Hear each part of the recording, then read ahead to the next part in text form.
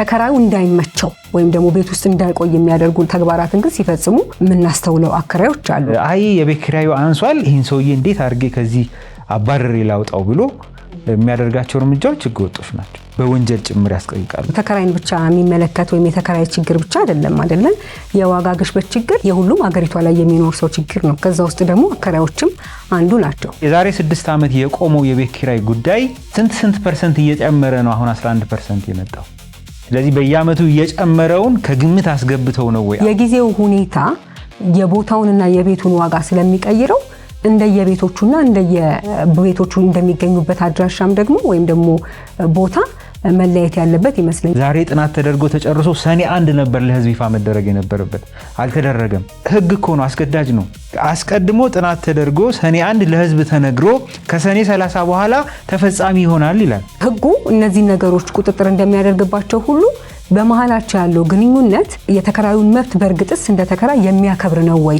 ሸቀጥ እየጨመረ የመንግስት አገልግሎት ዋጋ እየጨመረ ነዳጅ እየጨመረ ዶላር እየጨመረ ሌላው እየጨመረ የቤት ኪራይን ብቻ አንቀሽ የምትይዝበት የተለየ ምክንያት አይኖርሽ።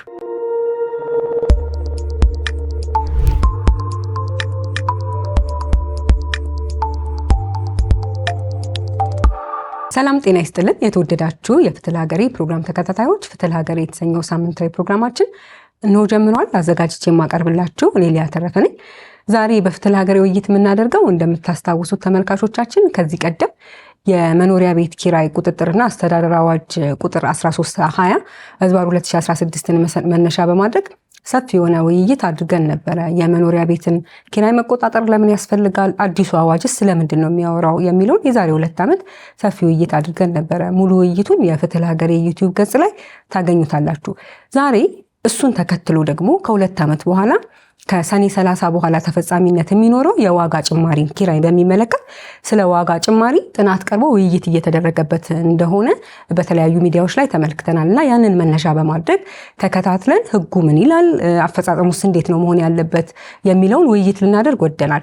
በዚህ ጉዳይ ላይ ውይይት ለማድረግ ከዚህ ቀደም በሁለት የአከራይና ተከራይ ጉዳዮች ላይ ውይይት አብረናቸው ካደረግን የህግ ባለሙያ ጋር ነው የምናደርገው።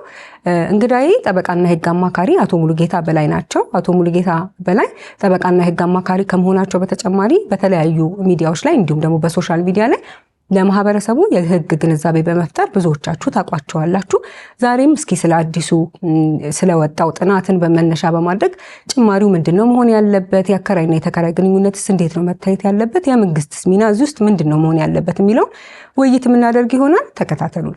በጣም አመሰግናለሁ። እግዚአብሔር ይስጥልኝ። ከዚህ በፊት በስፋት ተወያይተንበታል። አዋጁ ምክንያቱ ለምን ያስፈልጋል የሚለውን ግን አሁን ለዛሬ ውይይታችን መንደርደሪያ እንዲሆነን ለተመልካቾቻችንም እንዲያስታውሱ በአከራይና ተከራይ ግንኙነት ላይ በተለይ መኖሪያ ቤቶችን በሚመለከት የግለሰቦች ውል ወይም ደግሞ ግንኙነት ነው ልንል የምንችለው። በዛ ምክንያት በግለሰቦች ግንኙነት ላይ መንግስት ጣልቃ የሚገባበት ወይም ያንን ማኔጅ ለማድረግ የተነሳበት ምክንያት ምንድነው? ይህንንስ ደግሞ የሚደግፍ የህግ ምንጫችን ምንድነው ከሚለው እንጀምር። ያው እንደሚታወሰው በተለይ የዚህ ጉዳይ አንገብጋቢ ሆኖ መወራት የጀመረው የኮቪድ-19 ጊዜ ነውና ያኔ ሰዎች ቤታቸው ውስጥ መቀመጥ ጀመሩ። የስራ እንቅስቃሴ በጣም ተገደበ። ስለዚህ ገቢ እንደ ልብ የማይገኝበት ሁኔታ እንደነበረ ግምት በማስገባት ብዙ ሰዎች የቤት ኪራይ ጉዳይ አንገብጋቢ የሆነ እንደመጣ ተረዱ ማለት ነውና ብዙ አይነት ቅስቀሳዎችም ነበሩ አይደል? ሰዎች ምን በላው ምን ጠጣው አጣን እስከማለት ድረስ የተቸገሩበት ሁኔታ ስለነበር በወቅቱ አስተዳደሩ የከተማ አስተዳደሩ የወሰደው እርምጃ ምንድነው? በተለየ ሁኔታ እንትን እስካላለ ጊዜ ድረስ ለ90 ቀናት የቤት ኪራይ ዋጋ መጨመር በደንብ ማገድ ነበር ያደረገው ማለት ነው። እንደውም ያኔ የምታስታውሽ ከሆነ ከ5-6 ዓመት በፊት ነው አይደል ውይይት ያደረግበት ወይ 4-5 ዓመት ውይይት ስናደርግበት ያ ደንብ ህገወጥ ነው፣ ትክክል አይደለም፣ የአስቸኳይ ጊዜ አዋጅ ይመስላል፣ ያንን ደግሞ ማድረግ የሚቻልበት የራሱ ስርዓት በህገ መንግስቱ ተቀምጧል፣ እንዲህ አይደለም ስርዓቱ እያልን ስንነጋገር ነበርና ዞሮ ያ እንዳለ ሆኖ መነሻው ያ ነው። ግን ያንን ለ90 ቀን እያራዘሙ መቀጠል ግን የሚቻል አይደለም። አይደል አንዳች መፍትሄ እንደውም እኛ ያኔ መፍትሄም ብለን ያቀረብነው ነገር ነበር አይደል ራሱን የቤት ኪራይን እንደ መሰረታዊ ፍላጎት እንደ መሰረታዊ ሸቀጥ ቆጥሮ አገልግሎት ቆጥሮ ዋጋ መወሰን የሚቻልበት የፍትሐብሔር ሕጋችንን በተወሰነ መልኩ ያንን ነገር የሚያስተዋውቅበት ሁኔታ እንዳለ ስንገልጽ ነበርና ያንን መነሻ ተደርጎ ነው እንግዲህ መጨረሻ ላይ ይህንን ችግር በዘላቂነት ይፈታል ተብሎ የታመነ የኪራይን ጉዳይ የሚቆጣጠርና የሚያስተዳድር አዋጅ ቁጥር 1320 ሆኖ የወጣው ማለት ነውና ስለዚህ የመንግስት ወይም ደግሞ የሚመለከተው አካል በዋጋ ጉዳይ ላይ ተቆጣጣሪ ሆኖ የመጣው ነገሩ ከሁለት ግለሰቦች የመዋዋል ነፃነት ወጥቶ የመንግስትም የሚቆጣጠረው ነገር መሆን የጀመረው ከዚህ አዋጅ መውጣት በኋላ ነው ማለት ነው። እንደ ምክንያት የሚነሳው ብዙ ጊዜ የዋጋ ግሽበት አለ ወይም ደግሞ አከራዮች በፈለጉ ጊዜ ተከራዮችን የሚያስወጡ ስለሆነ ወይም ደግሞ ባልተገባ መልኩ ዋጋ የሚጨምሩ ስለሆነ ሰዎች ተረጋግተው ለመኖር አያስችላቸውም በሚል ነው። ለምሳሌ እንደ ምሳሌ የሚነሳው ከደሞዛቸው ሙሉ በሙሉ ሊከፍሉ የሚያስገድዳቸው አይነት ውል ውስጥ እንዲገቡ ወይም ደግሞ ቤታቸውን ጥለው ጎዳና እንዲወጡ ሁላ ሊያደርግ የሚችል ውጤቱ መጨረሻ ላይ እንደዛ ሊሆን የሚችል አይነት ውጤት አለው ነው። ግን ስለ ዋጋ ግሽበት ስናወራ ተከራይን ብቻ የሚመለከት ወይም የተከራይ ችግር ብቻ አይደለም አይደለም። የዋጋ ግሽበት ችግር የሁሉም ሀገሪቷ ላይ የሚኖር ሰው ችግር ነው። ከዛ ውስጥ ደግሞ አከራዮችም አንዱ ናቸው። ስለዚህ አከራዮች ከተከራዮች የተሻለ ገቢ አላቸው በሚል መነሻ ነው ወይንስ ስለ ዋጋ ግሽበት የምናወራ ከሆነ እያንዳንዱ ኮሞዲቲ ላይ ዋጋ የሚጨምር ከሆነ ያ አከራይ ደግሞ ገንዘብ የሚያገኘው ወይም ደግሞ መኖር የሚችለው ከኪራዩ ላይ ከሆነ ዋጋ መጨመሩ ሊኮነን የሚችልበት ምክንያት ምንድን ነው የሚለውን ነገር ብዙዎች ያነሳሉ። በአከራይ ሳይድ ማለት ነው። ተገቢ ጥያቄ ነው ብዬ አስባለሁ። ስለዚህ እንዴት ነው እሱን ባላንስ ማድረግ የሚቻለው? ተከራዮች አላግባብ በአከራዮች ጭማሪ እየተደረገባቸው ነው በሚል መነሻ አከራዮች ከዚህ በላይ መጨመር አትችሉም የምንል ከሆነ ወይም ደግሞ እንደዛ የሚል አስገዳጅ ሕግ የሚወጣ ከሆነ ጎን ለጎን ደግሞ አከራዮችስ ደግሞ እንዴት መኖር የሚያቅታቸው ሁኔታ ላይ ሊደርሱ አይችሉም ወይ የሚለውን ከግምት ማስገባት ያለብን ይመስለኛል። እንደተባለው አዋጁ ሲወጣ መሰረታዊ ዓላማው የቤት ኪራይ በዘፈቀደ መጨመር፣ ስግብግብነት በብዙ ሰዎች ዘንድ ይታያል። ስግብግብነት ባይሆንም ደግሞ ገበያው ከሰጠሽ የራስሽ ንብረት ነው። ገበያ የሰጠሽን ነገር መጠቀም መብትሽ ነው። በንብረትሽ ላይ የፈለግሽውን የማዘዝ የፈለግሽውን የማድረግ ህገ መንግስታዊ መብትም ጭምር ስላለ ከዛ ጋርም ስለሚያያዝ በዋናነት የአዋጅ ሲወጣ መነሻ የነበረው የዋጋ ጭማሪ አላግባብ እየሄደ ስለሆነ እሱን መቆጣጠር እንጂ ለአከራዩ የተለየ የሚያመጣው ጥቅም አልነበርም። ለአከራዩ ይጠቅም የነበረው የነበረው ስርዓት ነው። በቃ የኪራይ ጉዳይ የሁለት ተዋዋይ ወገኖች ጉዳይ ነው። የሚገዛውም በመደበኛው የውል ህግ ነው። በአከራይና ተከራይ የፍትሐብሔር ህጋችን ስርዓት ነው የሚገዛው የሚለው አስተሳሰብ ነው የሚጠቅመው የነበረው። ስለዚህ አዋጁ የወጣው ለአከራይ ነው ማለት አይቻልም። ግን አዋጁ ሲወጣ ደግሞ የወጣበትን ዓላማ ይዘረዝራል እና ሲወጣ የቤት ኪራይ ዋጋን መተመን አስፈላጊ በመሆኑ ምክንያት መቆጣጠር አስፈላጊ መሆኑን ያላግባብ እየተጨመረ መሆኑን በሌላ በኩል ደግሞ ይህንን ደግሞ የአከራዩን መብት ደግሞ እንዳይጫን ባላንስ ማድረግ ያለበት መሆኑንም ይዘረዝራል። ሰሞኑን እየወጡ ያሉም ይሄ ከጥናት ጋር ተያያዙ የወጡም መግለጫዎች እሱን ይላሉ። አከራይ መብት ስላለው የአከራይን መብት ለመጠበቅ ይላሉ። ግን ሪሊ ነው ወይ አዋጁስ እንደ ቋሚ ቱል የሁለቱንም ወገኖች ጥቅም የሚያስከብር ቋሚ ቱል አድርገን ልንቆጥረው እንችላለን ወይ?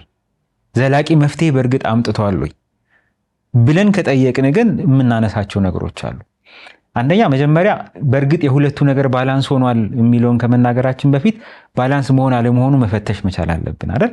መጀመሪያ ስንፈትሽ የቤት ኪራይ ዋጋን መጨመር የተጀመረው የዛሬ 6 ዓመት የኮሮና ጊዜ ነው። 90 ቀን እየተገደበ። ስለዚህ ሰዎች የቤት ኪራይ ሳይጨምሩ ረጅም ጊዜ ቆዩ። ወደ 4 ዓመት ወደ 3 ዓመት አካባቢ። ከዛ በመሃል አዋጅ ቁጥር 1320 መጥቶ አሁንም እንዳትጨምሩ ብሎ ነው የጀመረው። አይ ላለፉት 2-3 ዓመታት ሳትጨምሩ ስለቆያችሁ አሁን ይሄን ያህል ጨምራችሁ ብሎ ያለው ነገር የለም። የ4 ዓመቱ ገደብ እንዳለ ወይም የ3 ዓመቱ ገደብ እንዳለ 1320 መጣና ጥናት እየተደረገ ሰኔ 1 በየዓመቱ ለህዝብ ይፋ በሚደረግ ጥናት መሰረት ከሰኔ 30 በኋላ ይጨመራል እንጂ ከዛ ውጪ ምንም አይነት የዋጋ ጭማሪ ማድረግ አይቻልም በሚል በአንቀጽ 8 ግልጽ ገደብ አደረገ። ስለዚህ አዋጁ ከወጣ በኋላ ደግሞ እንደ አዲስ ተመዝገቡ ተብሏል። እንደ አዲስ ሲመዘገብ አብዛኛው ሰው የተዋዋለው ለ2 ዓመት ነው። ህጉም የሚለው ለ2 ዓመት ስለሆነ ወደፊት 1 ዓመት ተከራይቷል ምናምን ከግምት አልገባም። በቃ ሁሉም 2 ዓመት ነው የተከራየው። ስለዚህ በድምሩ ስንወስደው 5 እስከ 6 ዓመት የሚሆን የቤት ኪራይ እስካሁን ምንም አይነት ጭማሪ አላሳየም። አሁን ለዚህ 5 ዓመት ሙሉ ሳይጨምር መቆየት የአከራይና የተከራይን ግንኙነት ባላንስ አድርጓል ወይ? አይ ወይስ እስካሁን 5 ዓመት በፊት ከነበረው ጊዜ ያላግባብ ሲጨምር ስለነበረ በቃ የሚጠቀመውን ያህል ተጠቅሞ ማክሲመም ደርሷል፣ ከዚህ በኋላ ትንሽ ይታገስ የሚል መፍትሄ ነው? በእርግጥ ደግሞ ሁሉም እንደዛ አድርጓል ወይ? አሁን ማህበረሰቡን ስታይ ስግብግቦች አሉ፣ ያላግባብ የሚጨምሩ አሉ፣ አጋጣሚ የሚጠቀሙ አሉ አይደል? መልካሞችና ደግሞ በቃ ብለው የሚጨምሩ ደግሞ አሉ አይደል?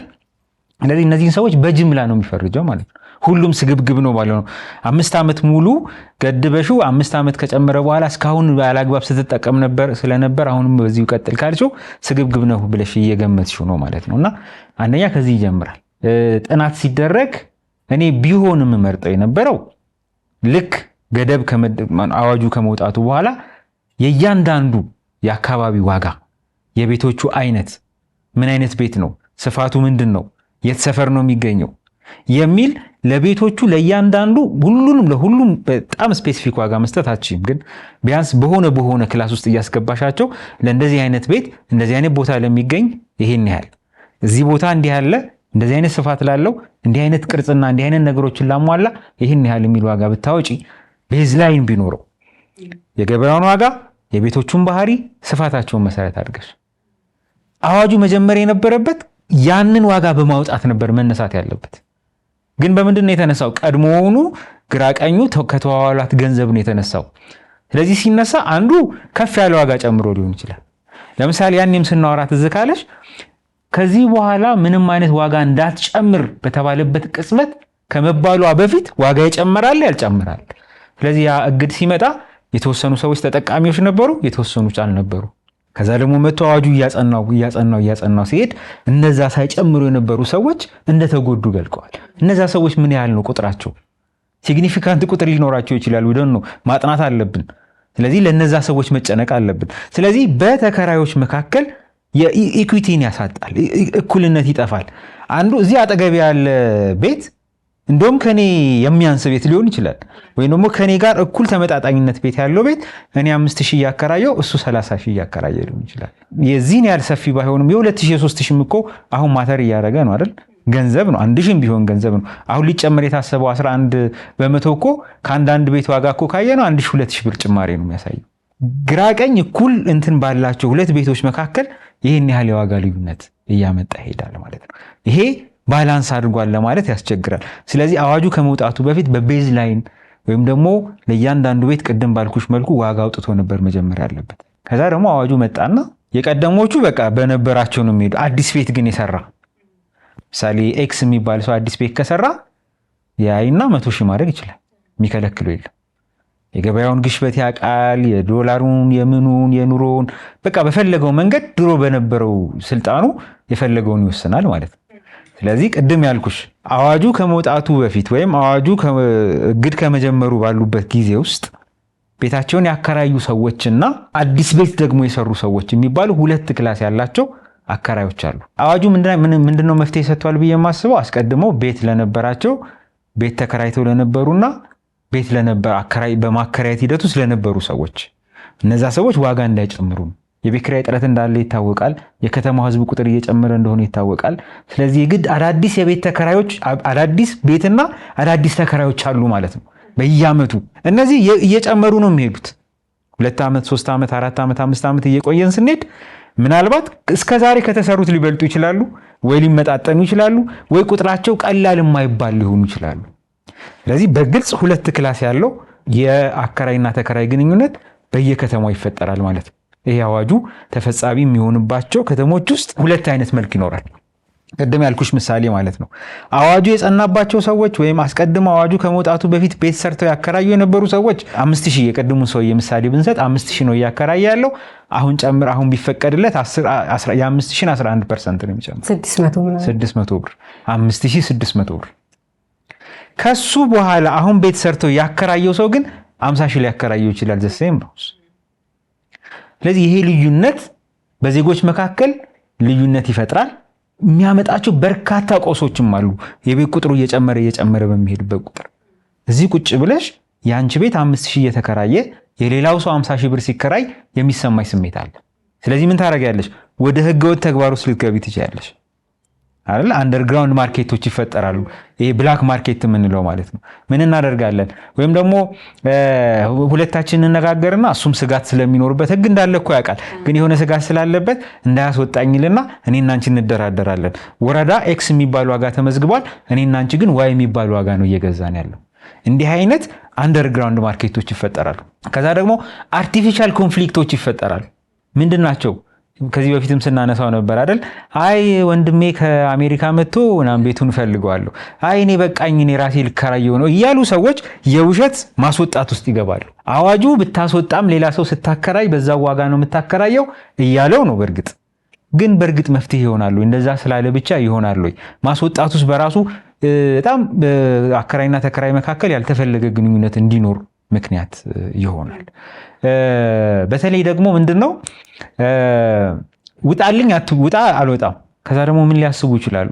5000 ብር ነው ማከራየው። መጨመር እንኳን ባይችል ከቻለ ከአንቺ ጋር ተደራድሮ ወይም አንቺን አስወጥቶ የሆነ ነገር እያደረገ በቃ የገበያ ዋጋ ላይ ለመድረስ ይሞክራል ከቻለ። ካልቻለ ደግሞ ሙሉ በሙሉ ከኪራይ ላይ ያወጣው ይችላል። ለመኖሪያ ቤት ማከራይ ኤክስ ለሚባል የሆነ ነዋሪ ማከራየት አይጠቅምም። ስለዚህ ለሆነ ሌላ ዓላማ ለማዋል ሊያስብና ሊያቅድ ይችላል። እንዲህ በሚሆኑበት ጊዜ የሚከራዩ ቤቶች እየቀነሱ ሊመጡ ይችላሉ።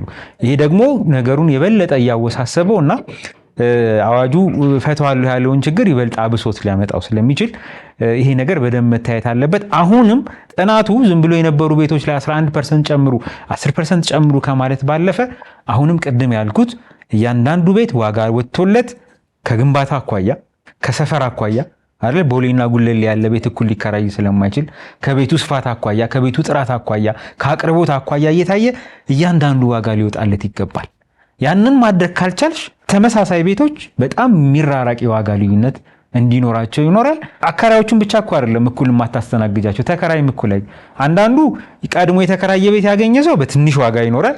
አዲስ የተከራየ ቤት የሚከራይ ሰው ግን አዲስ ተከራዮች ገና ቤት ፈልገው ገና የተገነባ ቤት የሚከራዩ ሰዎች በጣም የተጋነነ ዋጋ እንዲከራዩ ያደርግና በተከራዮች መካከል ችግር ይፈጥራል። ቅድም እንዳልኩሽ አዋጁ ሊፈታ የሞከረው አስቀድመው ገንብተው ላከራዩ ሰዎች መፍትሄ ሰጠ እንጂ አዳዲስ እየተገነቡ ለሚገቡት ግን መፍትሄ የሚሰጥ አይደለም። ሰሞኑን የአንድን ጥናት ይፋ ተደርጎ ምክክር ሲደረግበት ነበር። ምክረ ሀሳብ ቀርቧል። ያ ምክረ ሀሳብ ምንድነው? የጭማሪ የኪራይ ክፍያ ጭማሪ 11.5 ሊሆን እንደሚችል ውይይት እየተደረገበት ነበረ። ምንድነው ይሄ ቁጥር? መነሻው የመጣው ከምንድነው? ስለ ዋጋ ግሽበት ከሆነ እያወራን ያለ ነው 11.5% ነው ወይ ጭማሪስ ያለው? ምክንያቱም ጭማሪ የምናደርገው ለአከራዩ ጥቅም ነው የምንል ከሆነ አከራዩ በምን ያህል ተጎድቷል የሚለው ስለሆነ ከግምት የሚገባው ማለት ነው። ስለዚህ ምን ነገሮች ናቸው የተነሱት? ይህንን ደግሞ ወደ ተግባርስ መፈጸም ማውረድ የሚቻለው እንዴት?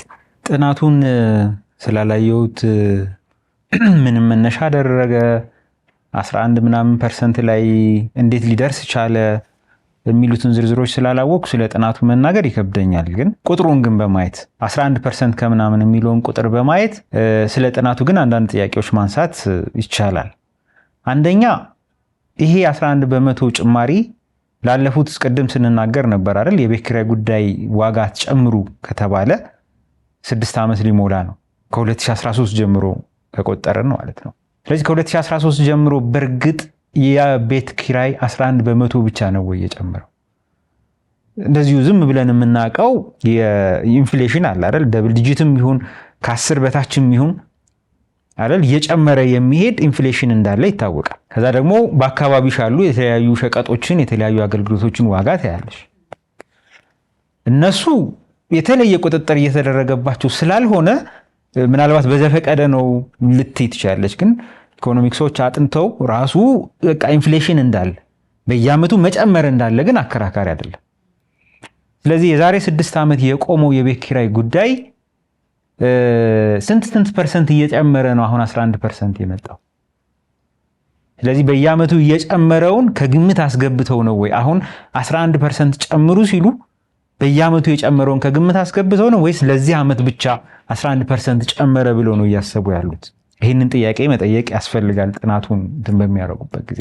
ምክንያቱም መነሻቸው ዘንድሮ ብቻ መሆን ስለሌለበት አለበዛ 6ቱን ዓመት በቃ ዝም ብሎ ችግር የለውም እንደፈለገ ይሁን ብሎ እንደመተው አይነት ስለሚሆን ማለት ነው። አንዳንድ አገልግሎቶችን ማየት እንችላለናል። በመንግስት ደረጃ የሚሰጡ አገልግሎቶች እንኳን ዋጋቸው ጨምሯል። ዋጋ ቁጥጥር የሚደረግባቸው በርካታ አገልግሎቶችና ምርቶች ዋጋቸው ጨምሯል። በመንግስት ቁጥጥር የሚደረግባቸው ሸቀጦች ዋጋ ጨምሯል። ቁጥጥር የማይደረግባቸውን ደግሞ በተለያየ መንገድ ማህበረሰቡ በተለያየ መንገድ ይታዘባቸዋል። ስለዚህ የዋጋ ጭማሪ መኖሩ ምንም አከራካሪ አይደለም። ስለዚህ ላለፉት 6 ዓመታት በዚህ መልክ እየጨመረ የመጣ የቤት ኪራይ ሲሆን ደግሞ የበለጠ የሚጨምር ይመስለኛል። እኔ አሁን በጣም መጨመር አለበት አንሷል ምናምን እያልኩ ለመከራከር አይደለም የፈለኩት። አይ እንደዚህ ነው ግን እንዲህ ነው ካልሽም አንድ ነገር ነው። ወይ ደግሞ መደጎምም ካለብሽ የማህበረሰቡ የቤት ኪራይ ጫናን መቀነስ ካለብሽ እሺ የተወሰነ እንትን አከራዮች ይሸከሙ። ግን መንግስትስ ደግሞ ምንድነው ማድረግ ያለበት በዚህ ረገድ ከመቆጣጠር ባለፈ? ምክንያቱም የቤት ኪራይ ዋጋ ጭማሪ በተለያየ ኢንፍሌሽን እና በተለያዩ ዋጋዎች አንጻር ካየነው 11 በመቶ ብቻ ላይሆን ይችላል የሚጨምረው 30-40 በመቶ ቢሆንና የሚጨምረው ይህን 30-40 በመቶ መጨመር ቀጥታ ህብረተሰቡ ዘንድ እንዲወርድ ማድረግ የህብረተሰቡን ትከሻ ማዛል ነው ብሎ ከታሰበ ኦኬ። ስለዚህ እንደዚህ ከሆነ አከራዩ ምን ያህል ይቻል፣ መንግስት ምን ያህል ይቻል፣ የሚመለከታቸው አካል ምን ያህል ይቻል ወደሚለው ትመጫለሽ እንጂ አይ በቃ 11 በመቶ ነው በሚል ሊሆን አይገባም። እንግዲህ ጥናቱ ይሄንን ይመልሳል ብዬ ተስፋ አደርጋለሁ። ግን ይሄንን ጥያቄ መመለስ ግን መቻል አለበት የሚል ሐሳብ ነው ያለኝ። ብዙ ጊዜ መሰረታዊ የምንላቸውን አቅርቦቶች ግለሰቦች ለዜጎች እንዲያቀርቡ አይገደዱም። ምክንያቱም መንግስት የራሱ ኃላፊነት ስላለበት ማለት ነው። ከዚህ ውስጥ አንዱ ደግሞ ቤቶችን ነው። ለምሳሌ አሁን ቅድም ሲባል እንደነበረው አከራዮች ማከራየታቸውን ቢተዉ እና የቤት እጥረት ቢኖር ምንድን ነው የሚፈጠረው ሲባል የተከራዩን መጠን ወይም ደግሞ ብዛቱን በማየት ብቻ ሊፈጠር የሚችለውን ቀውስ መረዳት እንችላለን።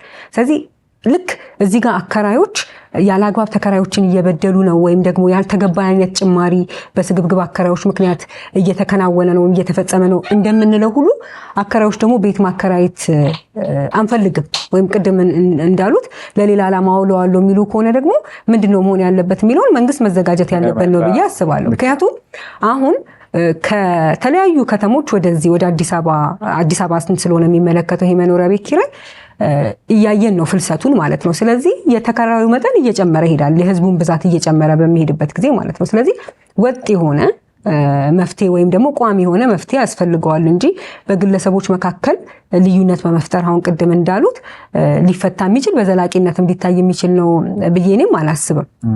አሁን ለምሳሌ እንበልና 11.5ቱን ጸደቀን በልና አከራዮች ባያምኑበት እንደሚያውቁት እንግዲህ ከዚህ በፊትም ስናወራው እንደነበረው ከዛሬ አዋጁን መነሻ አድርጎ የተደረገው ውል የ2 ዓመት ውል የተደረገ ከሆነ ዘንድሮ ያልቃል፣ ሰኔ ላይ ያልቃል። ስለዚህ አዲስ ውል እንዲያደርጉ ይጠበቃል ማለት ነው። ስለዚህ አሁንም ማስወጣት አትችሉም፣ ውሉ ቢያልቅም ማስወጣት አትችሉም፣ ውሉ ቢያልቅም መጨመር የምትችሉት በዚህ መልኩ ነው የሚል አይነት ደግሞ አስገዳጅ ነገር የሚመጣ ከሆነ ለምሳሌ አከራዮች ቤቱን ማከራየት የማይፈልጉ ከሆነና ሕግ ባስቀመጠላቸው ምክንያት ውሉን ከዚህ በኋላ መቀጠል የማይፈልጉ ከሆነ 11.5ቱን ላይቀበሉት ይችላሉ። የማይቀበሉት ከሆነና ከ11.5 እንዲጨምር መነሻ ያው ጥናት ስለሆነ እንደው በዚህ ወሰን አቬሬጅ ነው ስለተባለ በዚህ ወሰናል ብለን እናስብና ያንን ተፈጻሚ የማያደርጉ ከሆነ አከራዮች ምን አይነት የህግ ተጠያቂነት ወይስ ኃላፊነት ነው የሚኖርባቸው? ጥናቱ በትክክል አዋጁም የሚለው ኢኮኖሚያዊ ሁኔታን ከግምት ባስገባና ሌሎች ከግምት ሊገቡ የሚገቡ ጉዳዮችን ጥናቱ ከግምት ሊያስገባ የሚገባውን ጉዳይ ሲያስቀምጥ አንደኛ ኢኮኖሚያዊ ሁኔታ፣ ነባራዊ ኢኮኖሚያዊ ሁኔታ፣ ሁለተኛ ሌሎች ከግምት ሊገቡ የሚገባቸው ጉዳዮች። እነዚህ ሌሎች ከግምት ሊገቡ ይገባል የሚባሉ ጉዳዮች ምንድን ናቸው? አዋጁ ምንም የሚለው ነገር የለም። ግን ሰዎች እንግዲህ ጥናቱ ሙያው እውቀቱ ያላቸው ሰዎች ግን እነዛ ጉዳዮች አንድን ዋጋ ለመወሰን ከግምት ሊገቡ የሚገባቸውን ጉዳዮች ታሳቢ ማድረግ ይኖርባቸዋል ማለት ነውና ስለዚህ ያንን በሚያደርጉበት ጊዜ ዝም ብሎ ጨመርን ለማለት ብቻ ከሆነ የተደረገው ቅድም እንዳልሹ አከራዮች ይህንን የማይቀበሉ ከሆነ አሁንም ፌር አይደለም፣ እስካሁንም ተበድለናል፣ አሁንም ይሄ እንደ በደል ነው የሚቆጠረው ካሉ ቅድም ወዳልናቸው ህገወጥ ተግባራት ውስጥ ይገባሉ። ሰዎች ወረዳ ሄዶ ማስመዝገብም ሊተዉ ይችላሉ። በቃ ባወጣው ያወጣው ዝም ብዬ በውስጥ ለውስጥ አከራየዋለሁ ወደሚል ከኪራይ አውጥተው ወደ ሌላ ነገር ማስገባት ወይም ደግሞ ውስጥ ለውስጥ አከራይና ተከራይ አንደርግራውንድ ሌላ ማርኬት ውስጥ መግባት አንዳንዶቹ ደግሞ አሁን የአሁን ጊዜ ችግር ላይሆን ይችላል፣ ግን የዘላቂ ችግር የሚሆነው ወደፊት ችግር የሚሆን ወይም ለአንዳንድ ቤቶች ደግሞ የአሁን ችግር የሚሆነው ደግሞ አላድስም ቤቴ ምን አገባኝ በቃ 5000 ብር አይደለ ኪራዩ በቀደሙ ሰውዬ ምሳሌ ከወሰድ ነው አላድሰውም በቃ አሮጌ እየሆነ ይሄዳል። ለምን ኢንከሬጂንግ አይደለም እዚህ ላይ ኢንቨስት ማድረግበት ምንም ምክንያት የለኝም ወደሚል እንዲመጡና ቤቶች ራሱ በጣም ያረጁ ይወላለቁ እንትን ያልተሟላላቸው አይነት ቤቶች እንዲሆኑ ምክንያት ይሆናልና ይህንን ነገር በዘላቂነት ለመፍታት ቅድም እንደተባለው ጥናቱ በትክክል ነባራዊ ሁኔታዎችን ከግምት ማስገባት ያለፉትን 5-6 ዓመታት ያለምንም ጭማሪ መቆየቱ እንደገና ደግሞ አዳዲስ ቤቶች ወደ ገበያ በሚመጡበት ጊዜ በጣም ከፍተኛ ዋጋ እንደሚኖራቸው ይሄንን አዳዲስ ወደ ገበያ የሚገቡ ቤቶችንና የነበሩ ቤቶችን ዋጋ ለማቀራረብ ቤዝላይን መውሰድ እንደሚያስፈልግ ህጉን ማሻሻል ሊሆን ይችላል አላቅም። ቤዝላይን ግን ግዴታ ነው። ይሄንን ቤዝላይን አድርገን በሁለቱ ገበያዎች መካከል ቀድሞ ማከራየት በጀመሩትና አዳዲስ ወደ ገበያ በሚገቡት ቤቶች መካከል እንትን የማይደረግ ከሆነ አስቸጋሪ ነው። ችግሩ ደግሞ ዘላቂ ነው። እየቀጠለ ነው የሚሄድ። ምክንያቱም አዲስ ቤት ሁል ጊዜ ይኖራል። ጥናቱ ከዚህ ጋር አብሮ የማይሄድ ከሆነ እኔ ካከራየው 50,000 ብር ካከራየው በኋላ ባሉ 2-3 ዓመታቶች ውስጥ የሚመጡ ደግሞ አዳዲስ ቤቶች አሉ በየጊዜው የሚገቡ ወደ ገበያው። እነሱም የገበያ ነፃነት አላቸው ይህንን ዋጋ የመወሰን አይደል? እነሱ ደግሞ ያንን በሚያደርጉበት ጊዜ በእኔና በእነሱ መካከል እያለውም እየሰፋ ይሄዳል። ከመጀመሪያዎቹ ጋር ደግሞ ጭራሽ በቃም እየተራራቀ ይሄዳል እና እነዚህን አዲስ ወደ ገበያ የሚገቡ ቤቶችንና በአዋጁ ስርዓት ውስጥ እየገቡ የሚያልፉ ቤቶችን መቆጣጠር በጣም በጣም አስፈላጊ ነው። የሚመለከተው አካል በአዋጁ መሰረት ተቆጣጣሪ አካል የተባለው አካል ስራውን በአግባቡ መስራት መቻል አለበት። ይህ አዋጅ ከወጣ 2 ዓመት ነው። ባለፈው ዓመት ጥናት መደረግ ነበረበት፣ አልተደረገም። ዛሬ ጥናት ተደርጎ ተጨርሶ ሰኔ 1 ነበር ለህዝብ ይፋ መደረግ የነበረበት፣ አልተደረገም። ህግ እኮ ነው፣ አስገዳጅ ነው አይደል? ሰኔ አስቀድሞ ጥናት ተደርጎ ሰኔ 1 ለህዝብ ተነግሮ ከሰኔ 30 በኋላ ተፈጻሚ ይሆናል ይላል። ለምንድን ነው ሰኔ 1 እንዲነገር የፈለገው ህጉ? ተከራዮች የዋጋ ጭማሪ እንዳለ አውቀው ዝግጅት እንዲያደርጉ። እሺ ሰኔ 1 ካልነገርሻቸው ድንገት ሰኔ 30 ጀምር ስትዩ ምንድን ነው የሚፈጠረው? ለአከራዮች ለምን ስላለፉት 1-2 ዓመታት ዝም ብለሽ ትቆያለች? ህጉ አስገዳጅ ነው። ወይ ቀርበሽ አይ በዚህ ኢኮኖሚያዊ ምክንያትና በእነዚህ ምክንያቶች የቤት ኪራይ ዋጋ አይጨምርም ብለሽ መናገር እኮ አለብሽ። ግን ዝም ማለት አትችይም። ቢያንስ ጥናት ማድረግ አለብሽ። ጥናት ተደርጎ ለህዝብ ይፋ ሳይደረግ ቀርቶ ከሆነ ሌላ ነገር ነው። ግን ለህዝብ ደግሞ ይፋ መደረግ አለበት ብዬ አስባለሁ። ምክንያቱም ይህንን መረጃ ህዝቡ የማወቅ መብት ስላለው ማለት ነውና አንደኛ ህጉ ላይ ያሉትን ነገር ስትሪክትሊ አለመከተል አንድ ችግር ነው። ሁለተኛ ደግሞ ህጉ ያለውን ነገር ደግሞ በትክክል ደግሞ እንዲውል ተገቢውን ነገር ማድረግ ጥሩ ነው። ከዛ ውጭ ግን ቅድም ለጠየቅሽኝ ጥያቄ ከ11% ነው የሚጨመረው ካለ የሚመለከተው አካል ይህንን ጥናት የሚመለከተው አካል ከተቀበለውና ለህዝብ ይፋ ካደረገው ሌላ ምርጫ የለሽ። በቃ እቺ ነው መጨመር የምችው እንጂ አይ አንሶኛል፣ አይ ቅር ብሎኛል እያለ አከራይ የፈለገውን ዋጋ መጨመር አይችልም። ይሄ ምክንያቱም አዋጁ የሚከለክለው ጉዳይ ስለሆነ ማለት ነው። ስለዚህ ያለው አማራጭ አዋጁም የራሱ አስተዳደራዊ ቅጣቶች አሉት አይደል? ያለ አግባብ ዋጋ ጨምረሽ ከሆነ ከተባለው ነገር በቃ በአዋጁ አንቀጽ 8 መሰረት መጨመር የምትችዩ ተቆጣጣሪው አካል በየዓመቱ ሰኔ 1 ይፋ የሚያደርጋትን ዋጋ ብቻ ነው። ያንን ካላደረግሽ ያው ህገ ወጥ ነው ማለት ነው። መነሻ ያደረገው ጭማሪ 11.5ን በሚመለከት ከግምት ውስጥ መግባት አለበት ብዬ የማስበው የየቤቶቹ አይነት መለያየት ወይም ደግሞ ቤቶቹ የሚገኙበት አካባቢም እንደዛው ዋጋው ላይ ለውጥ ሊያመጣ ይገባል። ምክንያቱም ቅድም ሲያወሩት የነበረው የእኩልነት ሀሳብ ወይንም መርህ በአከራይና በአከራይ መካከል ስናደርገው ለምሳሌ አሁን በጣም በተለያየ መልኩ የተለወጡ ቦታዎች ይኖራሉ። ለምሳሌ የዛሬ 5 ዓመት ወይም 4 ዓመት 5,000 ብር ይከራይ የነበረ ቦታ አካባቢው በመልማቱ ሊሆን ይችላል፣ ወደፊት ለፊት በመውጣቱ ሊሆን ይችላል፣ ዋጋው ሊጨምር ይችላል። ከዛም በተጨማሪ ደግሞ ለምሳሌ በፊት ሩቅ የነበሩ ቦታዎች አሁን ተፈላጊ የሆኑ ወይም ደግሞ ዋጋቸው ለምሳሌ በቤት ዋጋ በሽያጭ ስንመለከት ዋጋቸው ከፍ ያለ የሆነበት ተፈላጊ የሆኑ የመጡ አዳዲስ ደግሞ ሰፈሮች ይኖራሉ። ስለዚህ የጊዜው ሁኔታ የቦታውንና የቤቱን ዋጋ ስለሚቀይረው እንደየቤቶቹና እንደየቤቶቹ እንደሚገኙበት አድራሻም ደግሞ ወይም ደግሞ ቦታ መለየት ያለበት ይመስለኛል። ስለዚህ የዚህ ከ11.5 ጋር ጭማሪውን ተያይዞ ጥናቱ ይፋ ከተደረገ በኋላ ከጸደቀ በኋላና ወደ መሬት ለተግባር የሚወርድ ከሆነ እነዚህ ነገሮች ከግምት መግባት የለባቸውም ብለው ያስባሉ? እንዳልኩሽ ነው እኮ አሁን መሀል ከተማ ብዙ ነገር ያለበት ለብዙ ነገር አክሰሰብል የሆነ በብዙ መልኩ በቃ ጥሩ የሚባል ቦታ ላይ ያለ ቤት ቀድሞ በዚህ የአዋጁ ስርዓት ውስጥ በመግባቱ ምክንያት ዋጋ ባለመጨመሩ ምክንያት በጣም ርካሽ ሆኖ ነገር ግን ከተማዋ ዳርቻ ላይ ያለ አዲስ የተገነባ ቤት ግን በጣም ከፍተኛ ዋጋ ሊከራይ ይችላል። ይሄ በማንኛውም ኢኮኖሚክስ መለኪያ ብታየው ትክክል አይደለም። የበለጠ ውድ መሆን ያለበት መሀል ከተማ ያለው ብዙ ነገር አክሰስ ያለው ምናምን አይደል? የከተማ ዳር ላይ ያለ ቤት ከተማ መሀል ላይ ያለ ተመሳሳይ ቤት የሚበልጠው ከሆነ ትክክል አይደለም ማለት ነው። እነዚህ ነገሮች ሁሉ ነው ግምት መግባት ያለባቸውና አሁን ያነሳሽው ነገር በጣም ትክክል ከግምት ሊገባ የሚገባው ጉዳይ ነው። በዘላቂነት ችግሩን ከመፍታት አኳያ አዋጁን ብቻ እንደ ቱል ቅድም ስጀምርልሽ እንዳልኩት ይህ አዋጅ በእርግጥ የተባለውን ችግር ለመፍታት ብቸኛ ቱል አይደለም። ብቸኛ ቱል ብቻም ሳይሆን በራሱም ችግርም ይሆናል። ቅድም ያልናቸውን ነገሮች ከግምት ስናስገባ በዘላቂነት የቤት ኪራይ ጉዳይን ፍትሃዊ ተደራሽ እያደረግሽ መሄድ የምትችው አንደኛ በርካታ የሚከራዩ ቤቶችን ማቅረብ ከሚከራየው ህዝብ አይደል? ዲማንድና ሰፕላይ አይደለ እንትንን ዋጋን የሚተምኑት። ስለዚህ ሞር ሰፕላይ ማድረግ ነው እንጂ ቤት ተከራዩ በዝቶ አከራዩ የሚከራይ ቤት ትንሽ ከሆነ ዋጋ ይጨምራል። የኢኮኖሚክስ አሁ ነው።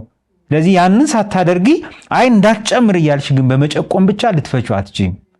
ሁለተኛ በጣም በርካታ ከተሞች ውስጥ እንደሚደረገው እንደሚሆነው አንዳንድ ከተሞችን እንደምናየው ብዙ ሰዎች ሰርተው ወደ ከተማው ዳር ይሄዳሉ። ሰርተው ከከተማው ቅርብ ርቀት ወዳሉ ሌሎች አጎራባሽ ከተሞች ይሄዳሉ። ስለዚህ ያንን ማምጣት ነው ይሄ ዘላቂ የሚሆነው መፍትሄ እሱ ነው አይደል? በቃ እኔ መሀል ከተማ ዛሬ እዚህ አሁን ቪዲዮ የምንቀርጽበት ቦታ መሀል ከተማ ነው፣ ግን እዚሁ ሰርቼ እዚሁ አልውልም፣ እሄዳለሁ። ያንን ለማድረግ ግን አይደለ ጥሩ መንገድ፣ ጥሩ ትራንስፖርት ቶሎ ሳልጨናነቅ ዌቲንግ ታይም የሌለው ሰልፍ የሌለው ምናምን ነገር ሲኖሩ ቤቴ ከተማ ዳርቻ ሆነ መሀል ብዙ ላይ ያሳስበኝ ይችላል። ያኔ ከተሙ ሰዎች ወደ ውጭ እየወጡ መከራየት ይጀምራሉ ማለት ነውና እንዲህ አይነት ዘላቂ መፍትሄዎችን ከማድረግ ጋር ተግባራዊ ማድረግ የማይቻል ከሆነ ቅድም ያልናቸው ችግሮች ይቀጥላሉ ማለት ነው። ህግ ማውጣት ጥሩ ነው። ከዚህ ቀደም የሚያወራንባቸው ነገሮች አሉ። ይሄ ዋጋ መጨመር አይቻልም፣ ማስወጣት አይቻልም። ውሉን ደግሞ በጽሁፍ ማድረግ አለበት። ከዛ ውሉ መመዝገብ አለበት። ከዛ ውሉ ላይ የተቀመጠው ደግሞ የኪራይ ገንዘብ መጠን ደግሞ በባንክ ነው መግባት ያለበት የሚል እነዚህ አከራዩ ማነው ተከራዩ ሴፍ እንዲሆን የሚያደርጉ አይነት ቁጥጥርን የሚያሳይ ነገር አለው። ግን ያ ሆነ ማለት ግን በአከራይና ተከራይ መካከል ያለው ግንኙነት ደግሞ አልጋ ባልጋ ነው ወይም ደግሞ ስሙዝ ይሆናል ማለት ደግሞ አይደለም። ይሄንን ለማለት የፈለኩት ለምንድነው? ለምሳሌ በተግባር የምናያቸው ነገሮች አሉ። አዎ ውሉን ሊያስመዘግብ ይችላል። ገንዘብ በተቀመጠው መሰረት ሊያደርግ ይችላል። ከ2 ዓመት በታች ውል አያደርግም ወይም ደግሞ እንዲያስወጣ አይፈቀድም። ያንን ያከብራል አከራዩ። ነገር ግን ተከራዩ እንዳይመቸው ወይም ደግሞ ቤት ውስጥ እንዳይቆይ የሚያደርጉ ተግባራትን ግን ሲፈጽሙ የምናስተውለው አከራዮች አሉ። በተግባር እንደዚህ አይነት ቅሬታዎችም ስላሉ ማለት ነው። ለምሳሌ መሰረታዊ የምንላቸውን የውሃ የመብራት አቅርቦቶች እጥረት እንዲኖር ማድረግ፣ መቁረጥ፣ ለምሳሌ የመግቢያ መውጫን ጊዜ መወሰን፣ በቃ ነፃ ሆኖ ተከራዩ የከፈለበት ቤት በማይመስል ሁኔታ አከራዮች በደል ሲያደርሱ የምንመለከተው አለ። ስለዚህ ህጉ እነዚህ ነገሮች ቁጥጥር እንደሚያደርግባቸው ሁሉ በመሃላቸው ያለው ግንኙነት የተከራዩን መብት በእርግጥስ እንደ ተከራይ የሚያከብር ነው ወይ የሚለውን ለማየት ወይም ደግሞ ለመቆጣጠር የተዘረጋ ስርዓት ምን አለ? እንዴትስ ነው ደግሞ ይህንን ማኔጅ ማድረግ የሚቻለው ብሎ ያስባል? አሁን የሰጠሻቸው ምሳሌዎች በሙሉ እንግዲህ ይሄ ተከራይ ምንም ሊያደርግ አይችልም አይደል? መንግስት ያወጣው ህግ ነው፣ የሱ መብት ነው ማለት ነው። በዛ ህግ 1320 ላይ የተቀመጠ ማናቸውም እሱን የሚጠቅም ድንጋጌ የሱ መብት ነው። ስለዚህ ቤቱን ስከራየ ያለ መብራት አይደለም፣ በመብራት ነው የተከራየሁት። ቤቱን ስከራየው ያለ ውሃ አይደለም፣ ውሃ ነው የተከራየሁት። ቤቱን ስከራየው የምገባበትን ሰዓትና የምወጣበትን ሰዓት የሚወስድልኝ አከራይ አይደለም። ሁከት፣ ብጥብጥ፣ አምባጓሮ፣ ሰላም መንሳት የሚባሉ በአዋጁ የውል ማቋረጫ ምክንያት የሆኑ ተግባሮችን እስካልፈጸምኩኝ ድረስ ቤቱን በአግባቡ እየተጠቀምኩ እስከሆነ ጊዜ ድረስ የቤት ኪራይን በሰዓቱና በጊዜው እየከፈልኩ እስከሆነ ጊዜ ድረስ ምንም ማድረግ አይችልም። መብራት የሚያቋርጥ ከሆነ ውሃ የሚያቋርጥ ከሆነ አንደኛ የውል ጥሰት ነው እየፈጸመ ያለው፣ ውሉን ጥሷል። ግን ከምንም በላይ ግን መብትን ማነው ይሄ ፍትህን በራስ እጅ መውሰድ እሱ እኮ ምን ያርገው? በቃ ውሉ ችግር ካለበት በውሉ መሰረት መብት ካለው የሚመለከተው አካል ጋር ሄዶ መክሰስ ነው እንጂ ያለበት አይ የቤት ኪራዩ አንሷል ይህን ሰውዬ እንዴት አድርጌ ከዚህ አባረሬ ላውጣው ብሎ የሚያደርጋቸው እርምጃዎች ህገወጦች ናቸው። በወንጀል ጭምር ያስጠይቃሉ። ምክንያቱም መብትሽን ለማስከበር የወሰድሽው ህገወጥ ተግባር በመሆኑ ምክንያት እንደ ወንጀልም የሚቆጠር ነውና እነዚህ ማድረግ ተገቢም አይደለም፣ ሞራላዊም አይደለም። በቃ ማድረግ ህጉ የሚሰጥሽን እርምጃ መውሰድ ወይ ከ2 ዓመት በኋላ አላከራይም ማለት መብትሽ ነው። በነገራችን ላይ 2 ዓመት ብዙ አይደለም አይደል? አንዳንዴ እኮ ለ2 ዓመት ተባለ እንጂ ኦኬ 2 ዓመት አንዳንዴ እኮ ተከራዩ የሚፈራው ከ2 ዓመት በኋላ ቢያስወጣኝ ህጉ ከሚሰጠኝ መብት ይልቅ ከአከራይ ጋር በሰላም መኖር ነው የሚሻለኝ ብሎ እኮ ነው አንዳንዴ የሚያደርገው። ምክንያቱም ከ2 ዓመት በኋላ በሚወጣበት ጊዜ የልጆቹ ሌላ ቤት ማግኘትም ከባድ ይሆናል። ከ2 ዓመት በኋላ ወጥተሽ ቅድም ያልናቸው ቤቶች አሉ። አይ የተሳሰረ እንደሆነ የምታየው አሁን ሰዎች ቤት ሲፈልጉ 2 ቤት ነው የሚያገኙት። ወይ በነባሩ ስርዓት ውስጥ የዋጋ ቁጥጥር እየተደረገበት የመጣ ቤት ነው የሚያገኙት፣ ወይ አዲስ ወደ ገበያ የገባ ቤት ነው የሚያገኙት። ስለዚህ ከ2 ዓመት በኋላ ስትወጪ እንደድልሽ ወይ ስርዓት ቁጥጥር የተደረገበት ቤት ታገኛለሽ፣ ወይ አዲስ የተገነባ ቤት ታገኛለሽ፣ ወይ ደግሞ አዲስ ተገንብቶ ትልቅ ዋጋ ጀምሮ አሁን ቁጥጥር ከጀመረ ገና አዲስ የሆነ ቤት ታገኛለሽ። በሁለቱ መካከል ያለው ዋጋ በፍጹም አይገናኝም። ስለዚህ ስትወጪ ትሰጊያለሽ። በተለይ ቁጥጥር የተደረገበትን ቤት ከሆነ ያልሽው ምን አይነት ቤት ነው የማገኘው? አሃ እንደዛ ከሆነማ ከአከራይ ጋር ልደራደር፣ ከአከራይ ጋር በሰላም ትይና በጓዳ ጉዳዮችሽን ትፈጽሚያለሽ። ቅድም አንደርግራውንድ ማርኬት ያልናቸው ማለት ነው። ስለዚህ አየሽ ይሄንን ነገር የፈጠረው ማን ነው? ህጉ ነው። ስለዚህ ይሄ ነገር እንዳይፈጠር ምን አይነት ድንጋጌዎችን እንጨምርበት እንቀንስበት የሚለው ነገር በጣም ታሳቢ ነው። ጥናቱም ደግሞ ይሄ የሚጨመረውም ጥናት ገብቶሻል፣ ሰዎችን ወደ ህገወጥነት መግፋት የለብሽም። በቃ ልክ ፌር አይደለም ብሎ እኮ ስላሰበ ነው። አንዳንዴ አይደል ፌር አይደለም ልክ አይደለም ብሎ ስላሰበ ነው እዛ ነገር ውስጥ ድረስ አይ ወንድሜ መጥቷል ውጪ ራሴ ልገባበት ነው ውጪ የሚልሽ ወዶ አይደለም፣ ወይም ካንቺ ጋር የሆነ ነገር። ስለዚህ ይሄ ከመሆኑ በፊት የሚያጠኑ ሰዎች አይ በቃ 10% አስጨመርን ብለው ተከራዮችን የሚያስደስት ሊመስል ይችላል፣ ግን አይደለም። መልሶ ተከራዮችን የሚያስለቅስ ሊሆን ይችላል። ግን ቅድም ያልሻቸው ምሳሌዎች በሙሉ በአከራይ ከተፈጸሙ እንደ ወንጀልም የሚቆጠሩ ናቸው። እነዚሁም የውል ጥሰት ናቸው ማለት ነው። ስለዚህ ተገቢ አይሆንም። እንደዚህ አይነት ድርጊት አሁን ቅድም ያልኩትን እንደ ምሳሌ ያነሳቸውም ተግባሮች ሊሆኑ ይችላሉ። ወይም ደግሞ ውልን ባለማክበር ለምሳሌ እንዲወጡ ማድረግ ጭማሪ የሚደረግ ከሆነ እንደዚህ አይነት የውል ጥሰት የሚደረግባቸው ተከራዮች ካሉ የት ነው መሄድ ያለባቸው? የትኛው አካል ነው መፍትሄ የሚሰጣቸው? ቅድም ያልኩሽ የወንጀል ተግባር ያው ፖሊስ ጣቢያ ነው የሚሆነው። ግን ከውሉ ጋር የተያያዘ ጉዳይ ከሆነ እንግዲህ አዋጁ ማናቸውም ከውል ጋር ግንኙነት ያላቸው ማነው ከኪራይ ጋር ያሉ አለመግባባቶች የሚፈቱበትን መንገድ አስቀምጧል። ማናቸውም ማለት ግን ምን ማለት ነው የሚለው ትንሽ እንትን ያደርጋል። ግን ማናቸውም ማለት ሁሉንም ነው ተብሎ ነው የሚተረጎመው። እንደሱ በሚሆንበት ጊዜ መጀመሪያ አካባቢሽ ወዳለ ወረዳ ወደ አስፈጻሚው አካል ነው የምትሄጂው። ሄደሽ እንዲህ ነው ብለሽ ጥያቄ ታቀርቢያለሽ። ያንን ጥያቄ ነገሩ በተፈጸመ በ30 ቀን ማቅረብ አለብሽ። ከዛ ያ የሚመለከተው አካል ጉዳይሽን ከፈታው ካልፈታው ግን ለዚህ ዓላማ ተብሎ የተቋቋመ ቅሬታ ሰሚ ኮሚቴ አለ። ወደሱ ይግባኝ ማለት ትችያለሽ። ያ አካል አሁንም መፍትሄ እንዲሰጥሽ ይደረጋል። ቀነ ገደቦች አሉት። ማን መቼ በ15 ቀን በ30 ቀን ውስጥ መፍትሄ መስጠት እንዳለባቸው ተቀምጧል ይመስለኛል። በየክፍለ ከተማው እነዚህ አካላት ተቋቁመዋል። አሁንም እነዚህ አካል የሰጠው ውሳኔ ቅር ብሎሽ ከሆነ ደግሞ ወደ ፍርድ ቤት ይግባኝ ማለት ትችላለሽ። ወደ መደበኛው ፍርድ ቤት ማለት ክሱን ብታቀርቢ ኖሮ ይሄ እነዚህ አካላት ጋር ሳትሄጂ ቀጥታ ወደ ፍርድ ቤት ቢሆን ኖሮ ክስሽን የምታቀርቢው ወደምትሄጂበት ፍርድ ቤት ይግባኝሽን ታቀርቢያለሽ ማለት ነውና ወይም ደግሞ እንደየፍርድ ቤቶቹ አሰራር ለዚህ ብለው ያቋቋሙት ፍርድ ቤት ካለ ለዛ ፍርድ ቤት ይግባኝ ትያለሽ ማለት ነውና ይሄ ነው ስርዓቱ። ጥናቱ ላይ ሲቀርብ እንደሰማነው በሚዲያ ብዙ አከራዮች ያደርጉታል በሚል የተጠቀሰው ቤቱን ልሸጠው ነው ውጣልኝ፣ ወይም ደግሞ ቤቱንም ይፈልገዋለሁ ልገባበት ነው ለቤተሰብ ይፈልገዋለሁ የሚሉ ምክንያቶች ይቀርባሉ። ከዛ በተጨማሪ ደግሞ በጣም እጅግ የተጋነነ አይነት ጭማሪ እየተጠየቁ እንደሆነ ገና ውሉ ሊያልቅ ስለሆነ በእንደዚህ አይነት ዝግጅት ላይ እንዳሉ አከራዮች ተገልጿል። ጥናቱ ላይ የቀረበው እንግዲህ መነሻ ያደረገው ቅድም ስንለው እንደነበረው ይህንን ለመቆጣጠር ስለሆነ አሁን የጭማሪው ተመን ያስፈለገበት ምክንያት ማለት ነው። ስለዚህ መንግስት ይህንን በሚመለከት ማስጠንቀቂያ ሰጥቷል። እንደዚህ አይነት ነገሮች ለምሳሌ ከውሉ በኋላ የተፈጸሙ ነገሮች ላይ ዋጋ ጭማሪም ሆነ ማስለቀቅንም በሚመለከት አሁን የጥናቱን ውጤት ይፋ ሲደረግ ያንን ፐርሰንት መነሻ በማድረግ ብቻ ጭማሪ ማድረግ እንደሚቻል ማለት ነው። ይህንን ማስጠንቀቂያ ወይም ደግሞ አሁን 11.5 የሚባለው መቼ ነው የሚፈጸመው የሚለው ቅድም እንዳሉት ከሰኔ 30 በኋላ ስለሆነ ጊዜውስ አሁን ቅድም ስናወራቸው የነበረው ስንሰጥ የነበረው ሀሳብ አለ እነዚህ ነገሮች ቢስተካከሉ የሚለው ተስተካክሎ ቶሎስ ደግሞ ማሳወቅ የለበትም ወይ መንግስት ለአከራይና ለተከራይ? ምክንያቱም የውሉ ጊዜ አልቋል ካልን እነዚህ ሰዎች ሊገደዱ የሚችሉበት ነገር አይኖርም። በቃ ውል የለም ማለት ነው በእነሱ መካከል።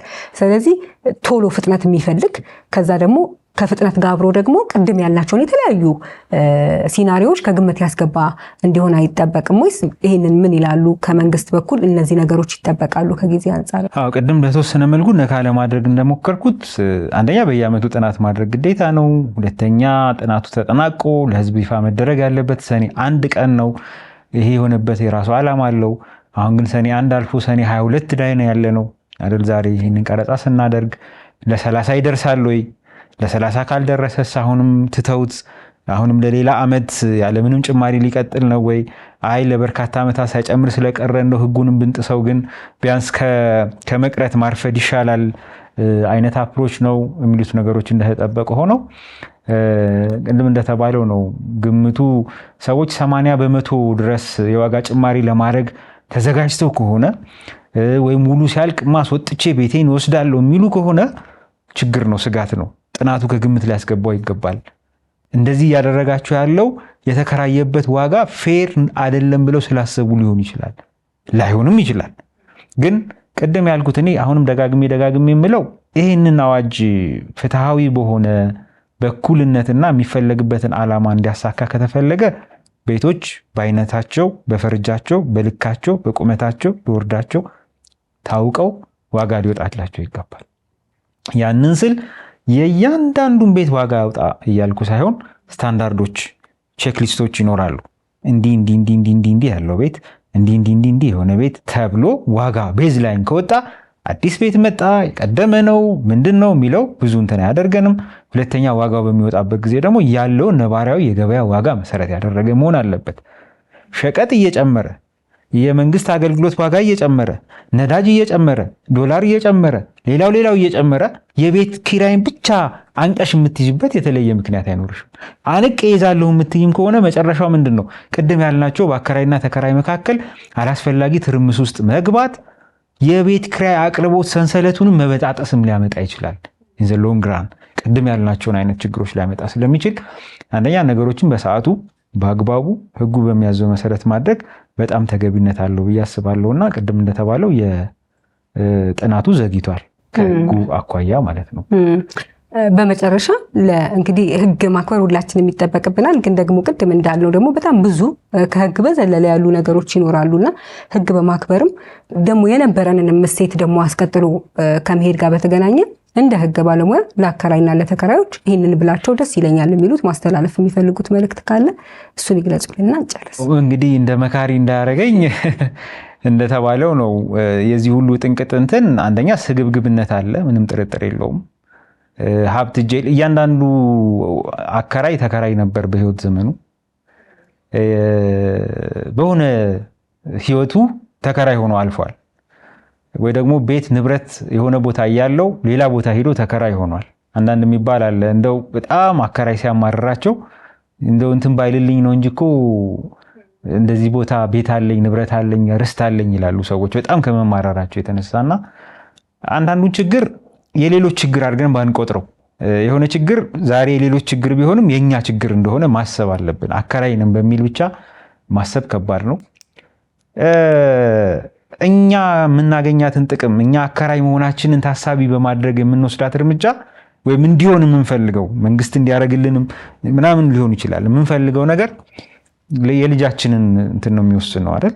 የኛ ልጅ ከኛ ጋር ለዘላለም አይኖርም። የሆነ ቦታ ይሄዳል፣ ይወልዳል፣ ይከብዳል፣ ወጥቶ ጎጆ ይወጣል አይደል? ስለዚህ ተከራይ ነው የሚሆነው። ዘመዶቻችን አካባቢያችን ያሉ ሰዎች ስለዚህ የግድ እኔ ሳንቲም ስለማገኝ ብቻ ይሄ ይሁን መባል እንደሌለበትና ቢያንስ በዚሁ ህግ በራሴ መጫወቻ ህግ ራሴ ሊጎዳ ይችላል ወይም የኔ የሆነ ሰው ሊጎዳ ይችላል ብለው አከራዮች ማሰብ አለባቸው ብዬ አስባለሁ። ተከራዮችም እንደዛው መንግስት ይችን አድቫንቴጅ ሰጥቶኛልና በቃ መብቴ ነው የሚል እንትን ውስጥ ገብተው አላግባብ ግንኙነቱን ከማሻከር ሰላማዊ ግንኙነት፣ ፍትሃዊ የሆነ እና መከባበር ያለበት ግንኙነት በመካከላቸው ቢኖር በጣም በጣም ጠቀሜታ አለው ብዬ አስባለሁ። ሌላው ግን ግራቀኙ ማወቅ ያለባቸው አንድ የህግ ነጥብ ማንሳት እፈልጋለሁ። እሱ ምንድነው? አንደኛ የቤት ኪራይ የሚቋረጥባቸው ምክንያቶች ናቸው። ብዙ ሰዎች እንዴት ነው እንዲህ አደረገኝ በዚህ ጋር ወጥቶ በዚህ ጋር ወርዶ ይላሉና የቤት ኪራይ በሚቋረጥባቸው ምክንያቶች አሉ። አንደኛው የቤት ኪራይን በሰዓቱና በወቅቱ አለመክፈል የቤት ኪራይን ያቋርጣል። በተለይ 15 ቀን መዘግየት ያለምንም ማስጠንቀቂያ የቤት ኪራይ ሊያቋርጥ ይችላል። 2-3 ከሆነ የሚደረገው 7 ቀን አዘግይቶ 2 የከፈለ ሰው አከራዩ አዝኖለት ካልተው በስተቀር ውሉን ለማቋረጥ በቃ ምክንያት ሰጥቷል ማለት ነው። እዚህን ማወቅ አለባቸው።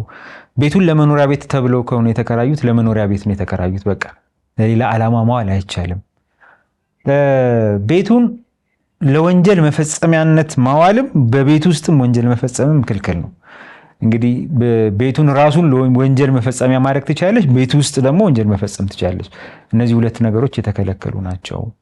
የአካባቢ ማህበረሰብ ሰላምና ጸጥታ ማደፍረስ እንግዲህ ግልጽነት ይጎለዋል። ግን እንግዲህ መስከር ሊሆን ይችላል፣ ድብድብ፣ አምባጓሮ ማስነሳት ሊሆን ይችላል። እንዲህ አይነት ነገሮችም ቀጥታ የቤት ኪራዩን ያለ ማስጠንቀቂያ የሚያቋርጥ ምክንያት ስለሆነ ይህንንም ማወቅ በጣም በጣም ያስፈልጋል። ሌላው ቤቱን በጥንቃቄ መያዝ፣ እንደ ራስ ቤት ማየት፣ እኔ ምን አገባኝ ማለት አያስፈልግም። ቅድም እንደተባሉ ጉዳትም አድርሶ ዝም ብሎ በቃ ቢለ ራስን የምትጎዳውና ቤቱ ደግሞ በጉልህ ሁኔታ ተጎድቶ ከተገኘ ይሄ በገለልተኛ ሰው ከተረጋገጠ ይሄም ሌላ የውል ማቋረጫ ምክንያት ይሆናል። እነዚህንና በዚህ ደረጃ ያሉ አንድ ምክንያታዊ ሰው ከነዚህ ደረጃ እኩል ነው ያለውን ማናቸውንም ጥፋት ማጥፋት ከአከራይና ተከራይ ግንኙነት አኳያ ውል ለማቋረጥ ምክንያቶች ስለሆኑ እነዚህን ሁለቱም ወገኖች ማወቅ አለባቸው ብዬ አስባለሁ። በጣም አመሰግናለሁ። እግዚአብሔር ይስጥልኝ። አመሰግናለሁ። እሺ ተመልካቾቻችን፣ በከተማ የመኖሪያ ቤቶች ኪራይን በሚመለከት ዋጋ ጭማሪ ተመን ጋር በተያያዘ ከጠበቃና የህግ አማካሪ አቶ ሙሉጌታ በላይ ጋር ያደረግነው ውይይት ይህንን ይመስል ነበረ። ሳምንት በሌላ የህግ ጉዳይ ከሌላ እንግዳ ጋር ጠብቃችኋለሁ። እስከዛው ሰላም።